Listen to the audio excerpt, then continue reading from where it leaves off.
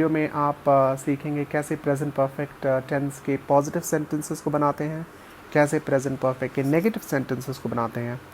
साथ ही साथ हम डिस्कस करेंगे प्रेजेंट परफेक्ट टेंस में होने वाले कुछ कॉमन मिस्टेक्स के बारे में, और अंत में हम करेंगे कुछ प्रैक्टिस एक्सरसाइजेस ताकि इस वीडियो में सीखे हुए कॉन्सेप्ट्स को हम हमेशा याद रख सकें। तो आइए शुरू करते हैं प्रेजेंट परफेक्ट टेंस के पॉजिटिव सेंटेंसेस के बारे में सीखकर। अब कुछ इन वाक्यों को देखें। दे हैव ईटन लंच, वे खाना खा चुके हैं। शी हैज़ ईटन लंच, वह खाना खा चुकी है। ऐसे वाक्यों से यह बोध होता है कि काम समाप्त हो चुका है, यानी कि काम पूरा हो गया है।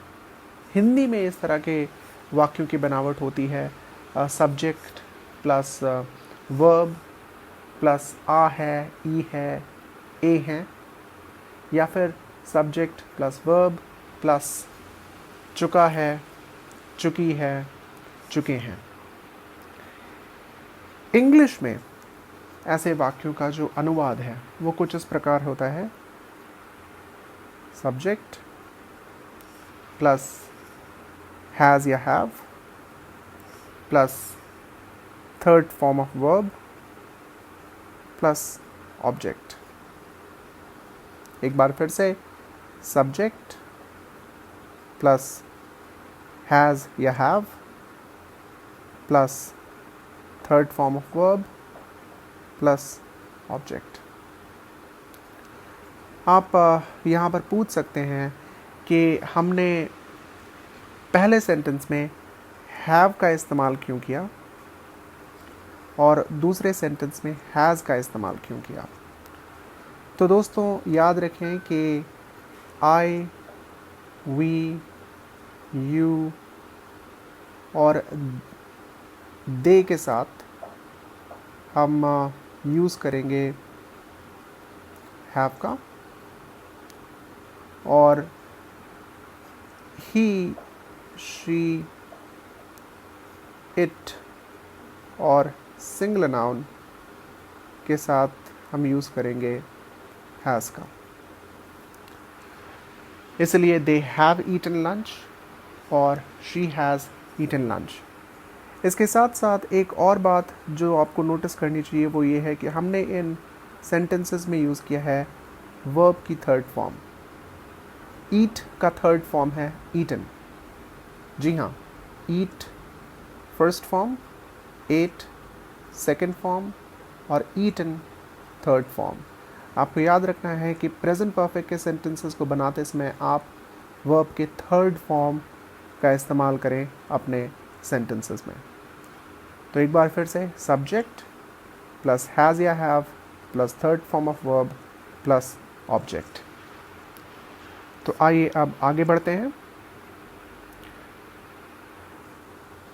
अब हम देखते हैं कुछ कॉमन मिस्टेक्स जो पॉजिटिव सेंटेंसेस में प्रेजेंट परफेक्ट के लोग आमतौर पे करते हैं।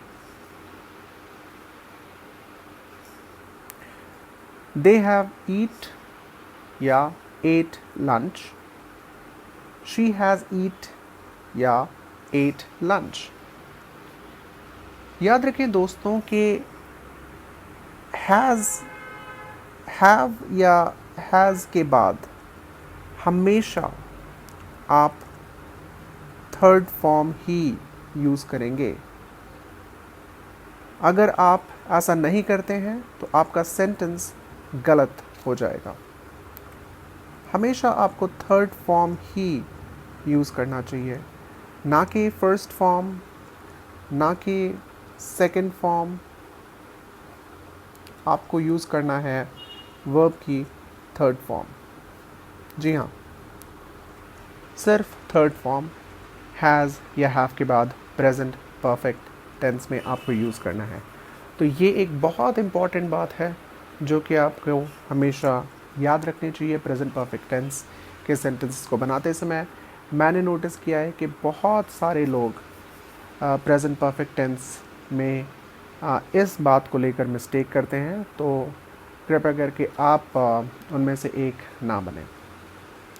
तो आइए अब आगे बढ़ते हैं और जानते हैं प्रेजेंट परफेक्ट टेंस के नेगेटिव सेंटेंसेस के बारे में। कुछ उदाहरण के वाक्य लें। दे have not done the homework. उन लोगों ने होमवर्क नहीं किया है। ही has not done the homework. उसने होमवर्क नहीं किया है। तो दोस्तों, जब हिंदी वाक्यों में नहीं आता है प्रेजेंट परफेक्ट टेंस में, तब अनुवाद में हैज़ नॉट या हैव नॉट का प्रयोग हम करते हैं। हम ऑलरेडी डिस्कस कर चुके हैं कहाँ पर आप हैव यूज़ करेंगे, कहाँ पर आप हैज़ यूज़ करेंगे, तो ये आपको याद रखना है। और एक बार फिर से हमने हैव नॉट और हैज़ नॉट के बाद वर्ब का थर्ड फॉर्म यूज़ किया है। तो इसी तरह आप याद रखें कि अगर नेगेटिव सेंटेंस है तो बस आपको हैव या हैज़ के बाद ये नॉट रखना है, और बाकी सब आप सेम तरीके से ट्रांसलेट कर सकते हैं जैसे हम प्रेजेंट परफेक्ट के पॉजिटिव सेंटेंसेस को आगे कर चुके हैं। आइए आगे बढ़ते हैं और देखते हैं कुछ कॉमन मिस्टेक्स जो नेगेटिव सेंटेंसेस में लोग आमतौर पे करते हैं। They have done not the homework. He has done not the homework. तो ये दोनों ही सेंटेंसेस गलत हैं।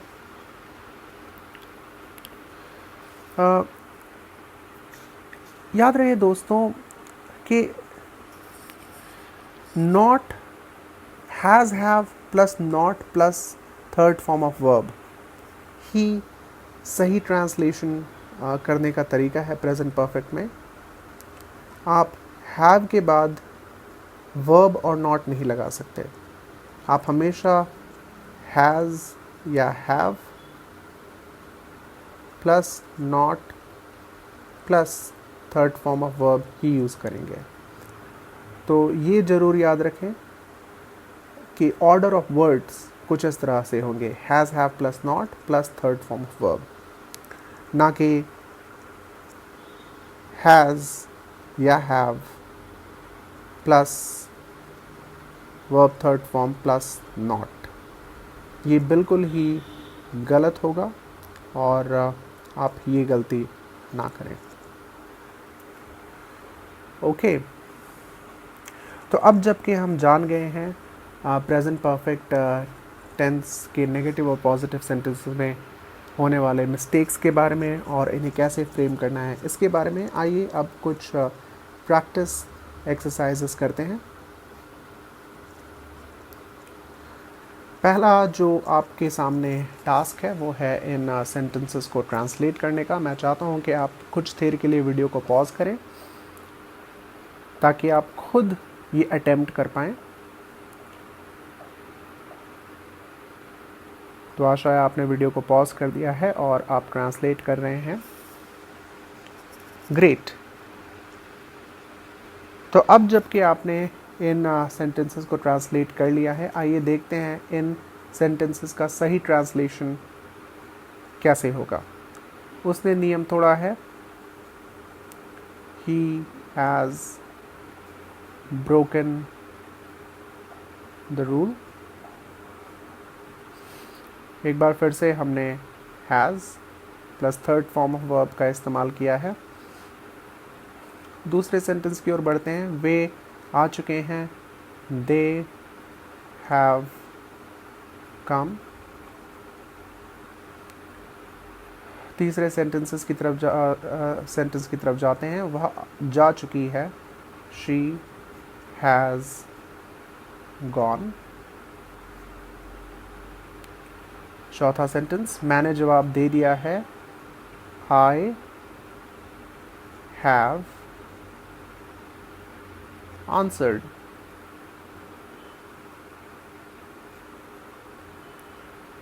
तो जैसा कि हमने डिस्कस किया है कि आप आई, वी, यू, दे के साथ हैव का प्रयोग करेंगे, तो वही चीज़ हम यहाँ पर कर रहे हैं। हम लोग खा चुके हैं, वी हैव ईटन। उसने काम नहीं किया है, तो आप देख सकते हैं कि एक नेगेटिव सेंटेंस है, और जैसा कि हमने डिस्कस किया है, इस सेंटेंस की बनावट होगी ही, उसके बाद हैज़, और उसके बाद not, has not done the work. Okay, तो आशा है आपने भी कुछ इसी तरह से इन सेंटेंसेस की ट्रांसलेशन की है। आइए एक और प्रैक्टिस एक्सरसाइज करते हैं अपने कॉन्सेप्ट्स को मजबूत करने के लिए। तो ये टास्क है दोस्तों आपको इन सेंटेंसेस को करेक्ट करने का। ये सारे सेंटेंसेस इनकरेक्ट हैं, आपको इन्हें करेक्टली लिखना है। तो एक बार फिर से वीडियो को पॉज करें और खुद अटेम्प्ट करें, इससे पहले कि मैं आपके लिए करेक्ट करूं। ओके, सो आई होप आपने ये सेंटेंसेस ट्रांसलेट कर लिए हैं। अब अपने आंसर्स आप मैच कर सकते हैं मेरे साथ।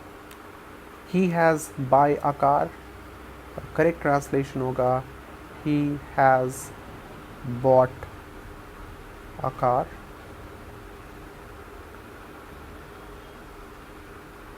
दे हैव स्पोकन नॉट का करेक्ट ट्रांसलेशन होगा दे हैव नॉट स्पोकन।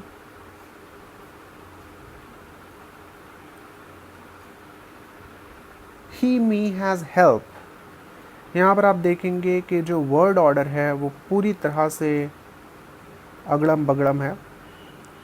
आप देख सकते हैं कि सही ऑर्डर ऑफ वर्ड्स नहीं यूज़ किया गया है। जैसे कि हम जानते हैं, पहले सब्जेक्ट आएगा, फिर हैज़, और फिर third form of verb he has helped, और फिर object he has helped me. चौथे सेंटेंस की ओर बढ़ते हैं। They have a lie tell. एक बार फिर से गलत ऑर्डर ऑफ वर्ड्स हम यहाँ पर देख सकते हैं। इसका सही ट्रांसलेशन होगा they have told lie. Okay, अगला sentence he the rule not break. तो ये एक नेगेटिव सेंटेंस है। यहाँ पर आप देख सकते हैं कि नॉट की प्लेसमेंट गलत है, वर्ब इसमें गलत यूज़ किया गया है, तो काफ़ी मिस्टेक्स हैं इस सेंटेंस में। सही ट्रांसलेशन होगा he has not broken, break, broke, broken the rule.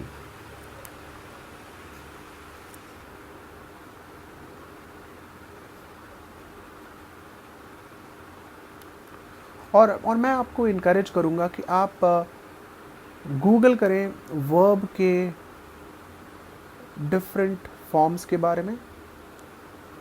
आपको बहुत सारे ऑनलाइन आर्टिकल्स मिल जाएंगे जो आपको वर्ब के 3 फॉर्म्स के बारे में बताएं। कॉमन जो वर्ड्स हैं उनके क्या फॉर्म्स हैं, आप उसे सीखें ताकि आप प्रेजेंट परफेक्ट के सेंटेंसेस को आसानी से बना सकें। आखिरी सेंटेंस लेते हैं करेक्शन के लिए। I have do this before. तो यहाँ पर आप देख सकते हैं कि गलत वर्ब का इस्तेमाल हुआ है, तो इसे सही करते हैं। I have done this before. Okay, great. So आशा है कि आपने सही आंसर्स चुने इन